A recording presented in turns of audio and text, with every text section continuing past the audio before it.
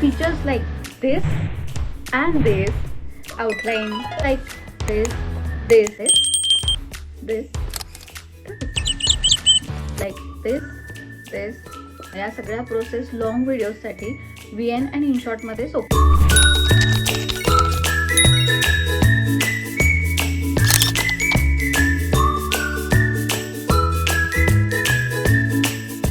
Hi everyone, welcome to my YouTube channel.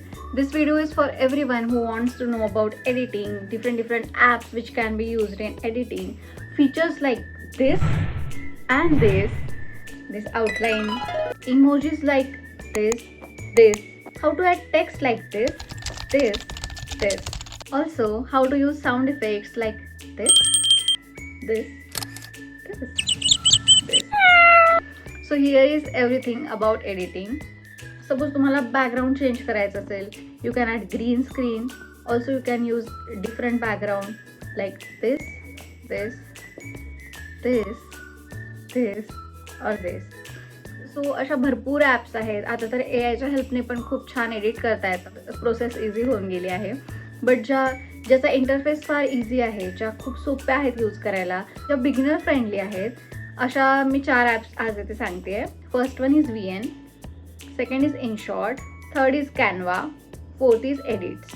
So तुम्हाला जर shorts edit करायचे असतील, ज्यामध्ये टेक्स्ट टाकायचा असेल, ॲनिमेशन्स टाकायचे असतील, ट्रान्झिशन टाकायचं असेल, so these apps are best. खूप सगळ्या क्लिप्स ॲड करणं, त्यांना ट्रिम करणं, मर्ज करणं, ओव्हरलॅप करणं, या सगळ्या प्रोसेस लॉंग व्हिडिओजसाठी VN आणि InShotमध्ये सोपं जातं. तुमचा व्हिडिओ पूर्ण बनला आहे आणि व्हॉइस ओव्हर द्यायचा असेल तर व्हॉइस ओव्हर देणेही या ॲप्समध्ये फार सिम्पल आहे. प्लस त्यामध्ये खूप जास्त नॉईज असेल, अनवॉन्टेड गोष्टी असतील, त्याही तुम्हाला रिमूव्ह करता येतात. जेव्हा आपण एखादा व्हिडिओ शूट करतो आणि मध्ये खूप जास्त पॉजेस असतील बोलण्याच्या मध्ये, तर त्याही फार इझिली त्यामध्ये रिमूव्ह करता येतात. I personally like VN app the most. मी खूप आधीपासून त्यावरच व्हिडिओज एडिट करते आहे. हा जो व्हिडिओ हा मी स्टडी शूट केलेला, त्यानंतर त्याला असा एडिट केलेला.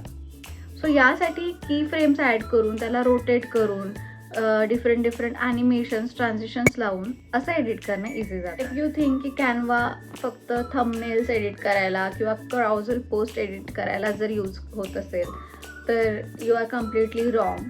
जेव्हा तुम्हाला एखाद्या व्हिडिओमध्ये कॅप्शन्स टाकायचे असतात, सपोज ठीक आहे 30 सेकंडचा व्हिडिओ असेल, 1 मिनिटचा व्हिडिओ असेल, पूर्ण टेक्स्ट टाईप करणं खूप कंटाळवाणं असतं.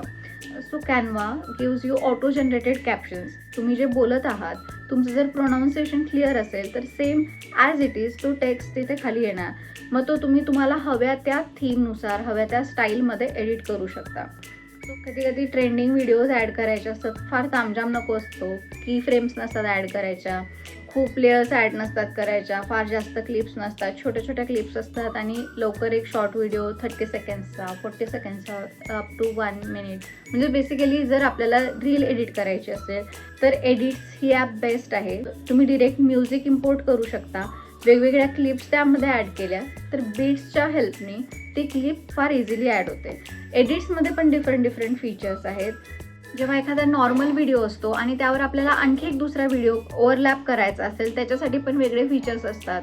InShot आणि कॅनवामध्ये तुम्ही पिक्चर्सही छान एडिट करू शकता. म्हणजे आपल्याला इन्स्टावर पोस्ट करायचे असेल किंवा दुसऱ्या पोस्ट असतील, पोस्टर्स असतील, कॅनवा तर खूप वेगवेगळ्या पर्पजेससाठी यूज होतं.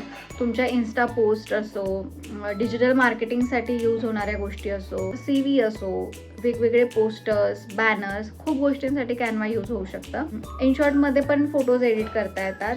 जर व्हिडिओ ब्लर करायचा असेल, क्लिअर करायचा असेल, लाईटिंग फिक्स करायची असेल, त्या गोष्टी पण त्या ॲप्समध्ये फार इझिली होऊन जातात. जेव्हा आपण एखादा यूट्यूब व्हिडिओ बनवतो किंवा एखादी रीलही, ज्यात त्याचा कवर फोटो डिझाईन करायचा असेल, थंबनेल डिझाईन करायचं असेल, तर Canva is best. I will make another video for complete guide on how to use VN, how to use InShot, how to use Canva and how to use Edits app.